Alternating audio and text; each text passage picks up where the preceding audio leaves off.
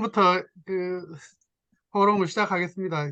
주제가 아마 좀 관심 있으신 분들은 잘 해보셨을 건데, 제목을 뭐 여러 가지 고민하다가 메가시티 서울 구상과 선거라고 이렇게 설정을 했습니다. 이렇게 메가시티 구상을 뭐 서울이나 수도권 문제만 볼 건가, 아니면 이제 지역 균형 발전 측면을 볼 건가, 뭐 이렇게 볼 수도 있는데, 이게 이제 선거 직전에 나오다 보니까 이게 이제 균형 발전이라는 관점으로 원론적으로 뭐 얘기해가지고는 해법이 나올 수도 없고, 그게 또 올바르다 할지라도 또 선거에 미치는 영향은 또 다를 것 같아서 한번 논의의 폭을 약간 넓히려고 제목을 이제 선거라고 적었고, 발제에는 이제 선거는 없지만 우리 또 선거나 이쪽에 정책 이슈에도 최고의 전문가신 또 배종찬 소장님을 또 토론자로 일부러 모셨습니다.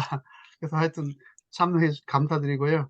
이번에 이 포럼은 방금 대표님께서 말씀하신 것처럼 급하게 만들어져서 아마 발제하신 분들이 워낙 바쁜 일정에 이 원고 쓰시느라고 상당히 고생을 많으셨고, 또 이게 이번에 이와 관련해서 지금 여기 계신 분들 중에서는 각각 뭐 여러 언론의 인터뷰라든지 기고라든지 또 글을 다 발표하시고 이랬기 때문에, 또 우리 텔레그램에도 또 많이 의견을 주셨기 때문에 이 발제도 중요하지만 또 토론이 훨씬 더 풍부하게 되지 않을까 이렇게 생각이 듭니다. 그래서 아마 이렇게 발제는 아주 고생 많으셨지만 가급적이면 좀 짧게 진행하고, 다들 이렇게 토론자들 또 지정 토론자도 또 훌륭하신 분들로 또 지정을 했고, 또 같이 참여하시는 분들도 다들 훌륭하시기 때문에 같이 한번 토론하면서 좀 생산적으로 이끌어내면 좋겠습니다. 지금 마침 이제 오늘 오후에 여당에서는 UCT 프로젝트 특위라고 해서 여기서 서울 김포 특별법을 이미 발의를 했습니다. 그러니까 이게 그냥 해보는 소리가 아니라 정말 실제 살아있는 현장이고, 지금 또 계속 간담회니 뭐 미팅이 이렇게 이루어지고 있기 때문에 이게 이걸로 끝나는 게 아니라 뭐 앞으로 몇 년간 계속 논의가 될 거기 때문에 이건 엄청난 문제인 것 같습니다. 그래서 이 부분에 대해서 오늘 아주 재밌는 이제 토론을 하고 이후에도 계속 팔로우를 해야 될 그런 주제가 아닌가 뭐 이렇게 생각이 듭니다. 그럼 오늘 이제 귀하신 이제 두 분을 모셨는데요. 정준호 교수님은 우리 지역 경제나 또 산업 쪽에서 뭐 최고의 전문가시고, 또 실제 뭐 워낙 또 많은 훌륭한 글을 쓰고 계시는데, 최근에 아주 재밌는 칼럼을 쓰셔서 제가 아주 되게 아주 인상 깊게 봤습니다. 그래서 제가 급하게 이렇게 부탁을 드렸는데 어렵게 오늘 시간을 내주셨고, 그다음 김세영 사장님께서도 지난번에 한번 올리셨는데 또 현재 또 경기도에 또 그 공사의 사장으로 계시고, 또 특히 경기 서부 지역에 대해서 또 다른 아이디어도 갖고 계시고, 또 경기지사님께서 특히 또 경기 북도 특별자치도를 또 준비하고 계시기 때문에 그와 관련해서 경기도나 수도권 또 이쪽에 대한 전반적인 논의를 좀 하실 수 있고, 또 정준호 교수님은 또 지역 균형 발전이나 또 장기적으로 이 체제가 국가 균형 발전에 어떤 영향을 미치는가 또 얘기할 수 있기 때문에 아주 풍부한 논의가 될 것 같습니다. 그럼 우선 정준호 교수님부터 먼저 발제를 하시고, 그 다음에 김세용 사장님 발표하고, 그 다음에 지정 토론 듣고 나머지 일반 토론 그렇게 진행하도록 하겠습니다. 그럼 우선 관리자께서 좀 올려주세요.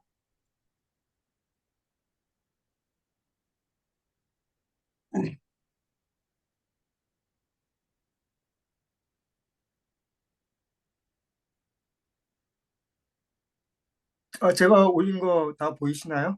네네네. 예, 잘 보입니다. 예, 저는 이제 강원대학교에 있는 정준호입니다. 제가 여기 일단 초청해 주셔서 일단 감사드리고요. 뭐 워낙 이게 많이 알려진 사안이라서 간단하게 하도록 하겠습니다.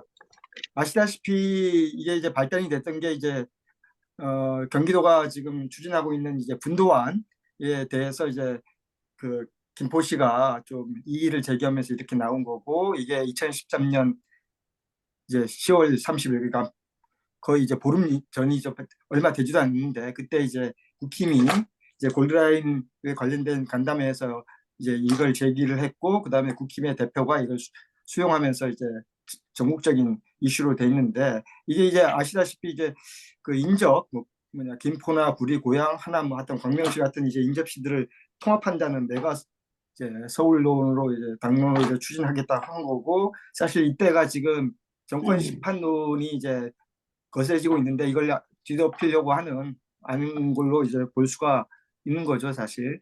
그런데 이게 그 메가 서울론이라는 게 이게 한 번만 있었던 건 아니고요. 이 옛날에도 계속 있었습니다. 그러니까 2006년도에는 김문수 지사가 서울, 인천, 경기를 하나로 묶는 대수도론을 제기한 적이 있었고, 그런데 그 당시에는 이제 이렇게 되다 보니까 이게 거의 한 2,500만의 우리나라 이제 반을 차지하는 수도권 그 지자체가 탄생하니까 비수도권에서 엄청난 반대를 했거든요. 심지어 이제 같은 당의 지자체장들도 마찬가지고요. 그래서 이제 거기는 말도 없이 이제 쑥 들어가게 됐고요. 그다음에 이제 2018년에 이제 남경필 지사가 이제 소위 이제 그 연임을 위해서 제시를 했죠. 이거는 이제 광역 서울도로라고 해가지고 이제 인천을 제외하고 서울과 이제 경기도를 이제 묶는 안을 이제 제기를 한 적이 있었습니다, 사실. 자, 그러면 이런 이제 두 가지 안들하고 현재 요 김포시나 이제 국힘들이 이제 메가 서울론이 차이는 뭐냐면, 첫 번째 뭐냐면 통합의 공간 범위가 점점점 수도권 전체에서 서울과 인접 지역으로 계속 축소되고 있다는 겁니다. 그러니까 처음 대수로는 3개 지자체였고, 광역 서울도는 2개 지자체였고, 그다음 메가 서울로는 서울과 인접된 이제 기초자치단체 이렇게 이제 되는 거죠. 이렇게 되다 보니까 수도권 시군구 사이에 경쟁과 분열을 이제 초래하고 상이한 이해관계를 이제 만들어내게 되는 거죠. 사실 이런 식의 방식을 저는 이제 패치워크라고 생각됩니다. 패치워크, 일종의 헝겊 조각조각 하는 것처럼. 그래서 지역 간 경쟁을 이제 계속해서 촉발시킴으로써 이제 어떻게 되냐면, 수도권과 비수도권이라는 경쟁보다는 이제 수도권 내에서도 경쟁을 이제 만들어내기 때문에 이제 수도권과 비수도권의 좀 어떤 반발을 좀 그 선명한 이 대립구도를 무디게 할 수가 있다고 좀 생각이 됩니다. 그래서 이 수도권 내에서 다양한 이제 이해관계들이 이제 있는 건데요. 수도권 내에서도 보시면 경기도는 당연히 지금 뭐 경기도지사가 얘기한 것처럼 반대를 했고, 그 다음에 이제 연접한 뭐 구리시 같은 경우에는 경기북도를 적극적으로 이제 지지하다가 은근슬쩍 이제 빠져나왔고, 그 다음에 이제 서울 외곽에 이제 도봉구나 성북구 같은 데서는 원래 인프라도 좋지 않는 데에 대해서 자기네들이 좀 더 소외될 거라고 생각했기 때문에 당연히 이제 좀 그렇게 좋지 않은 불편한 심리를 이제 한 적이 있었고요. 최근에 이제 뭐 리얼미터에서 여론조사한 결과를 보면 이 제안을 했던 당사자인 김포시조차 찬성 여론이 36.3%였고, 광명하고 구리는 거의 이제 한 절반에 가까울 정도, 47.4%, 41.5%. 원래 광명은 잘 모르겠고요. 원래 구리는 가능하면 서울에 이제 통합하려고 했던 것도 이게 역사가 오래된 거기 때문에 아마 그래서 그랬던 것 같습니다. 그런데 또 재밌는 게 주간조선 11월 12일자를 보면 기자가 어떤 식으로 얘기를 했냐면, 이 여론이 이게 생각보다 이게 좋게 안 나와서 그런지 양날의 칼이 될 수가 있다. 그렇게 하면서 이렇게 지지부진을 하다가는 뒤통수 자기 크게 좀 손해 볼 수 있다는 식으로 좀 뉘앙스가 좀 많이 바뀌었다는 좀 그런 것들이 이제 나왔었습니다. 그다음에 두 번째 차이가 뭐냐면 시점인데요. 예전에는 주로 이제 지방선거를 정부에서 나왔는데 이번에는 총선입니다. 따라서 상당히 이제 권력 구도와 연관이 있다는 게 이제 더 드러나는 셈이고, 그 다음에 이제 또 중요한 시점이 이제 한국이 2015년 이후에 계속해서 성장이 엄청나게 떨어지고 있는데, 하여튼 이런 식으로 가고 있는데, 이런 시점에서 이제 메가시티론이 전문가들뿐만 을 중심으로 해서 상당한 호응을 얻고 있습니다. 사실 영국이나 프랑스나 일본 같은 경우에도 이제 성장률이 이제 떨어지면서 거기서도 이제 수도권 규제를 다 완화시켰거든요, 사실. 이제 한국에서도 이게 성장이 이제 지금 뭐 1% 내외인데 그게 이제 뭐 한 0%에서 1% 사이로 이제 내려가면 뭐 우리나라 성장 동력은 수도권 빼기 없다고 하면서 아마 강하게 이제 뭐냐 수도권 규제 완화를 지금도 사실 이제 수도권 규제 완화가 거의 현행화돼 있는데 지금 남은 것까지 아마 강하게 요구할 가능성이 이제 많다고 생각되고요. 저는 이제 현재 메가시티론이라는 것은 그 사후적 지지 논리지 이거는 뭐 아무것도 의미가 저는 없다고 생각을 합니다. 사실 이런 패치work 방식의 그 논의라는 것이 뭐 서울의 발전을 뭐 경쟁력을 올린다는 것도 저는 어불성설이라고 생각하고요. 하여튼 그런 생각을 좀 가지고 있습니다. 그러면 보면 기존의 그 여당이나 야당이나 다 이 메가시티론은 다 꺼낸 적이 있었습니다. 그러니까 지난번 선거에서 이재명 대표는 5극 3특이라는 그러면서 초강력 메가시티론을 제시했고 그 다음에 현 정부도 11월 11일 날 발표된 거에 보면은 4개 특구에다가 초강력권은 사실 5극 3특론하고 거의 똑같습니다. 사실 거의 똑같고 그런데 이제 뭐야 이 정부는 관심사가 이제 초강력 발전 계획보다는 4개 특구에 관심이 가 있다는 게 좀 약간 다를 뿐이라는 거죠, 사실. 그다음에 한국은행도 보면 웬일로 한국은행이 처음으로 아마 지역 발전에 관련된 보고서를 내고서 그 심포지엄 한건 제가 알기로는 처음인데요. 하여튼간 그렇게 해가지고 이제 비수도권의 거점 도시를 만들어야겠다라는 식으로 얘기를 하고 있습니다, 사실. 그래서 이 3개의 안들이 사실 뭐 비수도권의 거점 도시를 만들어 가지고 수도권에 대응하는 이제 다극 체제를 만들자 이런 것들은 이제 어느 정도 뭐냐 합의를 이루는 것 같습니다.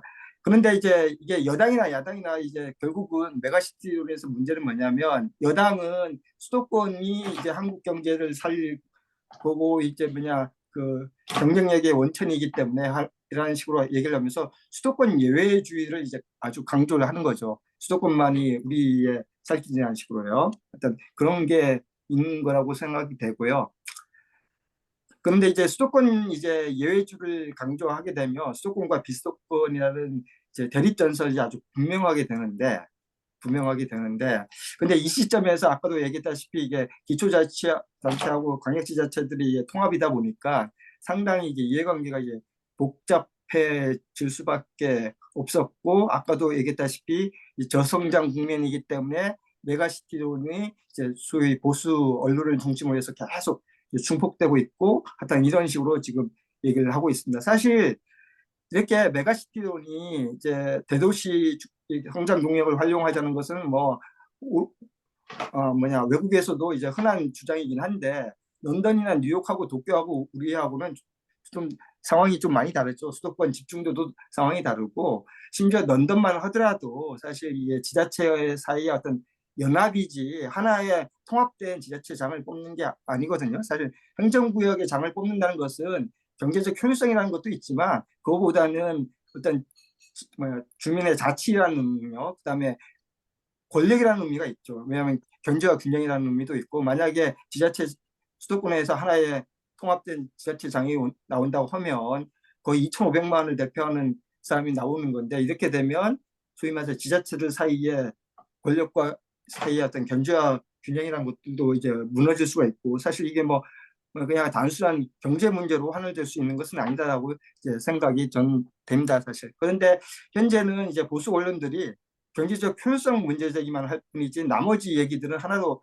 꺼내고 있지 않다는 것이 이제 문제가 된다고 저는 생각이 듭니다 사실. 그래서 만약에 이렇게 되면 알다시피 거의 한국은 이제 싱가포르처럼 이제 도시국가로 가게 되고 그렇게 되면 나머지 반쪽은 사실 미활용 자원은 남아 있게 될 가능성이 많기 때문에 사실 국민 경제가 오히려 축소될 수가 있다고 저는 생각이 되고 그다음에 수도권의 이제 혼잡 비용이 더 심각해지겠죠. 그렇게 되면서 권력의 어떤 공간적 극심한 불균형으로 민주주의 토대가 훼손되고 있다고 생각하게 됩니다. 사실 저는 이 구상이 실현되기에는 너무나 많은 난관이 있다는 건 선생님들도 다 아시겠지만 뭐냐면 제도적으로 이제 주민 자치부터 주민의 이제 의견 수렴부터 시작해가지고 그 다음에 기초자치단체, 그다음에 광역자치단체, 그 다음에 국회까지 가는 기간 사이에 상당한 이제 문제점이 있기 때문에 저는 거의 통과되지는 않겠지만 계속해서 문제될 거라고 생각합니다. 그런데 이 논의에서 가장 지금 빠진 것 중에 하나가 수도권이라는 데가 사실 어찌게 되면 비수도권의 사실 기성적인 데거든요.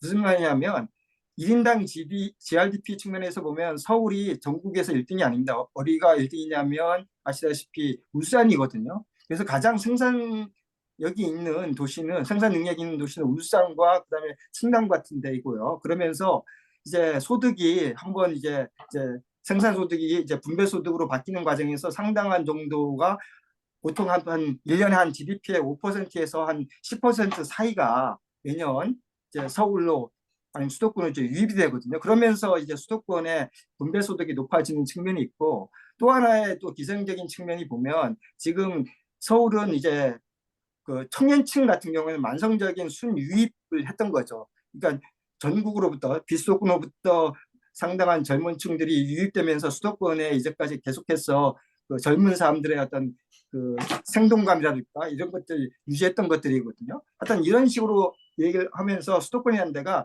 런던하고 다릅니다. 런던은 이게 그 1인당 GDP 측면에서 보면 거기는 워낙 이제 금융산업이라든지 지식 기반 서비스 산업이 발전하면서 영국에서 제2 수위를 가지고 있습니다. 수위. 그러니까 저 뭐냐 그 울산처럼. 그런데 지금 서울은 그렇지 않다는 거. 하여튼 그런 것들이 우리 좀 알아야 되는데 그런 얘기들은 전국적으로 지금 얘기가 잘 되고 있지 않다는 얘기가 될 수가 있을 것 같고요. 그 다음에 이제 마지막으로 이제 좀 정리를 하기 전에 지역 문제는 전 트릴레마가 있다고 생각합니다. 사실 크게는 요소 유동성이라는 게 성장 또는 이제 집중의 문제, 그 다음에 균형이라는 것은 분산의 문제고, 그 다음에 분권이라는 것은 이제 권력에 관련된 요 세 개들인데요. 이 세 개를 동시에 한 번에 추구해서 성공한 나라는 없다고 생각을 해요.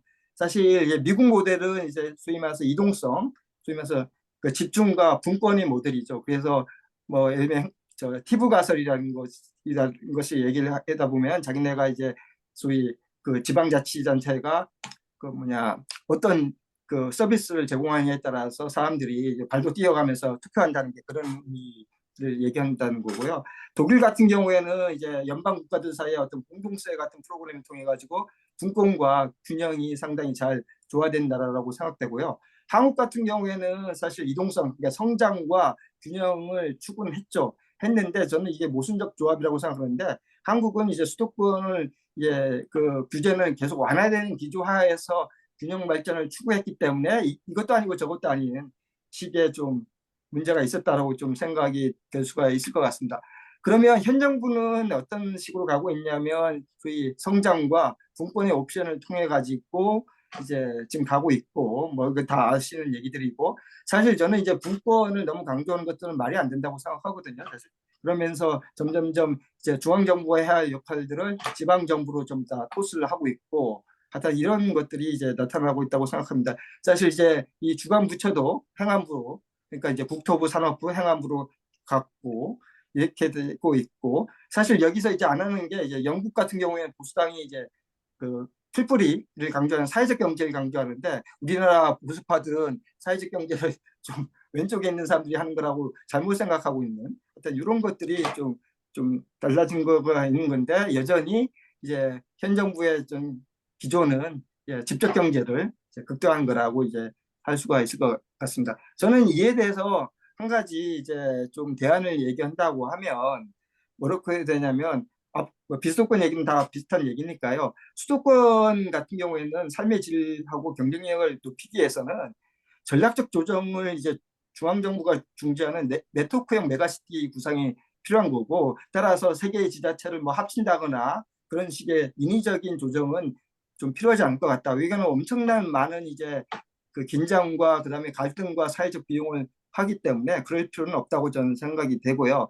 그렇게 되려고 하면 이제 중앙정부가 좀 적극적으로 나서 수도권의 발전 비전을 뭐라고 이걸 좀 서로가 합의를 통해 가지고 하고 그다음에 이제 가이드라인을 제시하면서 해야 가야 되는 거고 사실 서울과 경기와 인천 사이가 지금도 광역기구가 있는데 잘 지금 돌아가지 않거든요. 이런 것들을 어떻게든 활성화 시켜가지고 좀 가는 방향으로 해야 되지. 이거를 뭐 그냥 그 일부 지자체, 기초지자체들을 뭐 서울에 그냥 통합하는 방식의 이제 소위 그저 경쟁과 분열을 이제 촉진하는 방식들은 좀 좋지도 않다. 사실 뭐 런던권도 마찬가지고요. 그다음에 파리도 마찬가지고 사실 그 지자체 연합 형태거든요. 그러면서 사실 런던의 그 새로 생긴 광역 런던시 같은 경우에도 전략적인 뭐 그냥 산업하고 그다음에 경제하고 도시계획하고 그다음에 쓰레기 처리 그다음에 이제 그 이제 폴리스라고 하는 거죠. 경찰. 그 정도만 지금 관할하고 있고 나머지 권한들은 여전히 발화라고 하는 구에서 열심히 하고 있거든요. 일단 이런 것들을 지금 감안해야 되는 건데 우리는 너무 지금 하나의 권력으로 통합시키려는 좀 말도 안 되는 그냥 경제적 효율성에만 좀 매몰되어 있는 거 아닌가 그렇게 싶습니다. 자, 저는 이 정도에서 발표를 마치겠습니다. 하여튼 들어줘서 감사하겠습니다. 예. 네, 네, 저 수고 많으셨습니다. 아주 좀 인상적인 그 주제를 발표해 주셨는데요.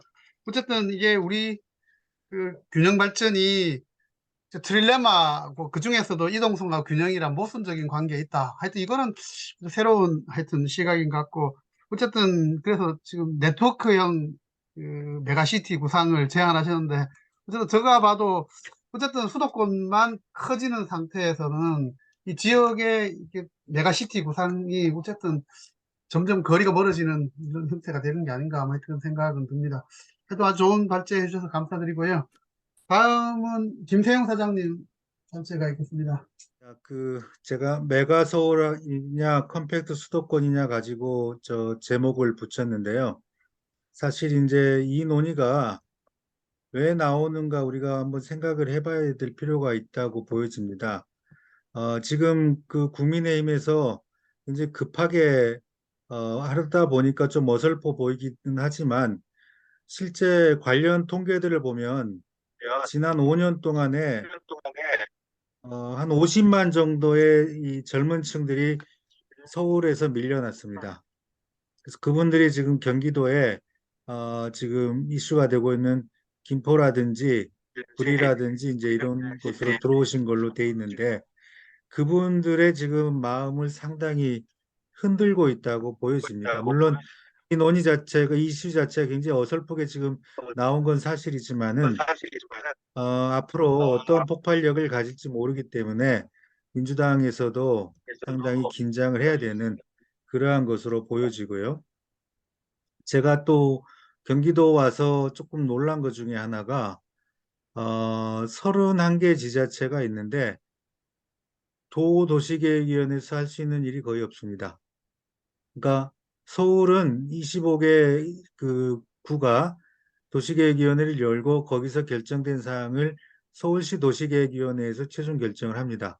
그러니까 서울시장이 도시계획 최종 권한을 갖고 있는데 이 경기도는 광역시다 보니까 대부분 기초에서 다 해결을 합니다. 뭐 그린벨트 해제라든지 이런 거 정도만 도의 도시계획위원회로 넘어오는 거죠. 그러다 보니까 이제 31개 시군이 상당히 난개발이 돼 있고 인접한 시군들끼리도 협조가 안 되는 그러한 일이 이제 비일비재하는 거죠.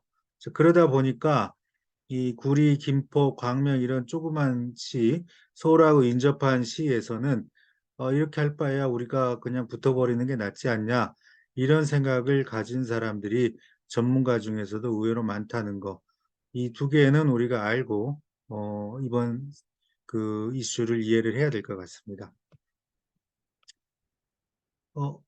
잠깐만요. 이게 다시 없어졌나요? 예, 다시 없어졌습니다. 보이십니까? 이제 보입니다. 네네. 이 사진은 1908년에 당시에 1500만 대가 팔렸던 모델 T입니다. 그래서 이 헨리 포드라는 사람이 이 자동차를 만들 때 그 목표는 미국의 일반 노동자가 2달치 월급으로 살 수 있게 하겠다. 이런 목표를 세웠다고 합니다. 그래서 포드는 혁신적인 코스트다운을 시켜서 자동차를 만들어냈고 이게 순식간에 1,500만 대가 팔리게 됩니다. 자, 이게 당시에 딱 100년 전에 자동차 공장의 사진입니다. 포드가 그 컨베이어 벨트 시스템을 도축 공장에서 아이디어를 받아서 한 것처럼 그 당시에 이제 모습들이 도축 공장하고 도축장하고 상당히 비슷한 이런 모습, 그러니까 오늘날의 자동차 공장하고는 상당히 다른 모습을 보여주고 있습니다. 이 1920년의 사진입니다. 근데 이 결과 나타난 게 이러한 모습의 도시들이 이제 나타납니다. 그동안 인류가 이런 도시들을 짓고 산 적이 없습니다. 이 도시들을 자세히 보시면 집밖에 없죠.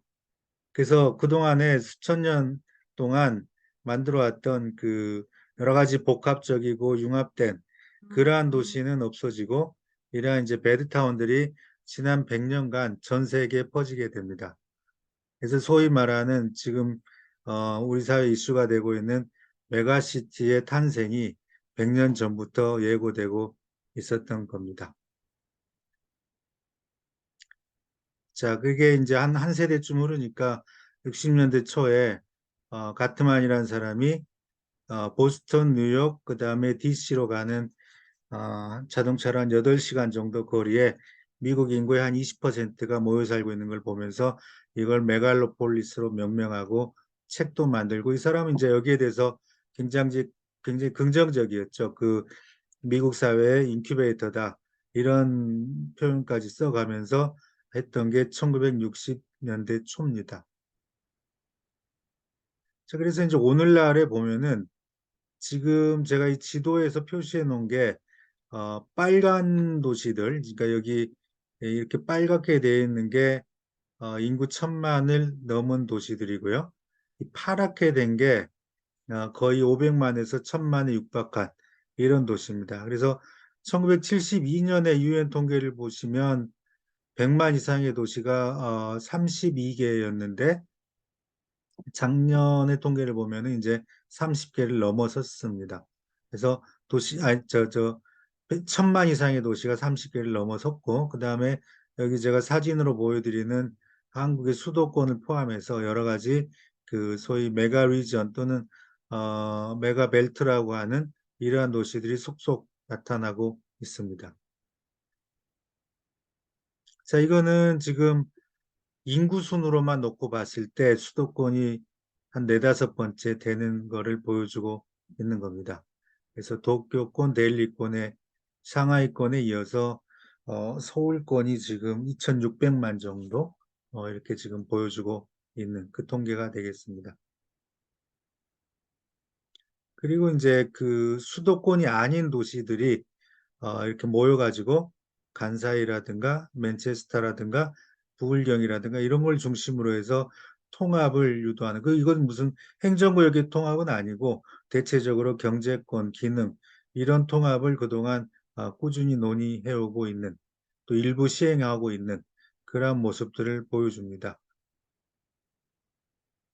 그리고 이제 우리 정부에서도 뭐 선생님들 잘 아시는 대로 행정수도나 기업도시나 O+2 중앙정부들이 대체로 지방 균형 발전을 기치로 내걸면서 했던 그러한 정책들. 근데 이제 이게 실제로 지난 한 30년 동안 열심히 이걸 했습니다마는 여기에 대해서 반성할 점도 상당히 많은 것이 사실이고 또 그러다 보니까 수도권 집중론자들이 계속해서 나오고 있는 것도 사실로 보여집니다. 그 다음에 아까 정 교수님이 잠깐 이야기했습니다마는 경기도만 놓고 보면은 2006년 지선에서 대수도론, 서울, 경기, 인천을 다 합치자는 거죠. 그 다음에 2018년 지선에서 광역 서울도, 서울, 경기만 합치자. 이러한 이슈들이 나왔었는데, 이 두 개는 실제로는 이제, 이분들이 낙선하면서, 실현도 못했던 그런 생각을 갖고 있고요. 그다음에 이번에 이제 그 메가서울 이슈하고 비슷한 건 오히려 뉴타운으로 보여집니다. 서울시 뉴타운이요. 그래서 서울시 뉴타운은 2005년부터 진행을 했었습니다. 그래서 초기에 서울시 뉴타운을 할 때는 딱 세 군데만 진행을 했었습니다. 그 기획을 하고 이러면서 세 개 정도의 뉴타운을 했었고 그때 뉴타운을 추진했던 이유는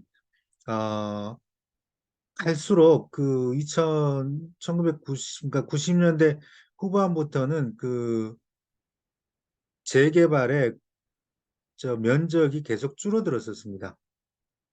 그래서 면적이 줄다 보니까 그 학교라든지 공원이라든지 이런 공공에서 내줘야 될 인프라들이 거의 안 나오는 뭐 이러한 상황들이 계속 반복적으로 나타나는 그 소위 그거를 게릴라식 개발이라고 불렀는데 이러한 현상들이 두드러지게 나타나니까 2003년, 4년, 5년에는 이거를 좀 광역적으로 넓혀보자.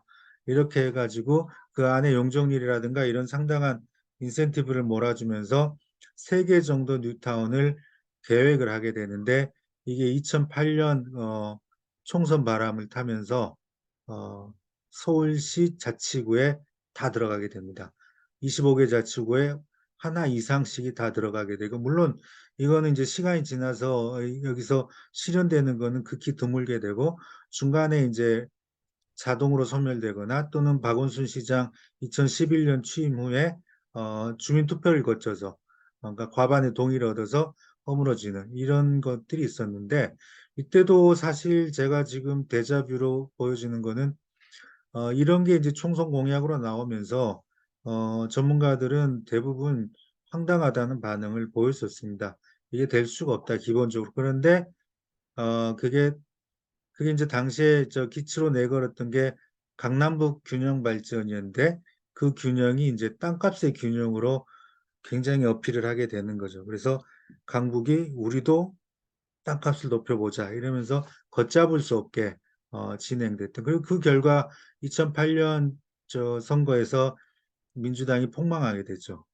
이런 아픔들이 이제 다시 기억이 나는 거고, 그래서 지금의 사태가 2008년에 이 뉴타운처럼 될 수도 있겠다. 이런 생각을 할 수도 있겠습니다. 또 동시에 최근에 이제 지금 저도 작년 12월 말에 이제 GH로 와가지고 그때 처음으로 맞닥뜨린 문제가 노후계획도시 그러니까 일기 신도시의 재정비 특별법에 대해서 경기도 차원에서 이제 어드바이스를 주고 국토부랑 협의하고 이러는 거였는데 특별 법안은 이제 몇몇 국회의원들 포함해서 여러 가지가 나와 있고 대체로 비슷합니다. 비슷한데 다만 이제 이게 그 총선이 있기 때문에 이걸 조금 그 뒤로 밀리는 뒤로 가서 4월 이후에 보자 이런 그 추세였습니다. 사실 얼마 전까지. 근데 이게 최근에 급변하면서 연내 꼭 그 이걸 특별법을 통과시키자. 뭐 이렇게 지금 정치권에 되면서 이게 같이 맞물릴, 그러니까 메가서울론하고 노후계획도시의 재정비가 같이 맞물릴 개연성이 굉장히 많아졌습니다. 그리고 이미 지금 지역에서 활동하는 정치인들이 그런 것들을 이야기하기 시작을 합니다.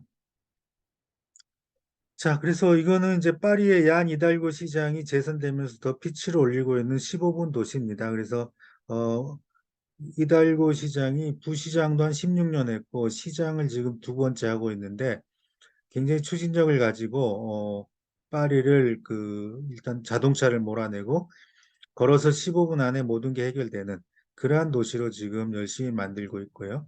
그다음에 뉴욕은 저 면적이나 인구가 서울하고 큰 차이 없는데 사실 저 정도 5개 보로를 가지고 운영을 합니다. 그러니까 인근의 뉴저지라든가 이런 게 다 통근권인데 저러한 정도 면적 770제곱킬로미터 정도의 면적을 가지고 인구 800 정도를 꾸준히 이미 1970년대부터 계속 지금 유지를 하고 있습니다. 그런데 1인당 GRDP나 이런 것들은 월등하게 성장을 하고 있고요.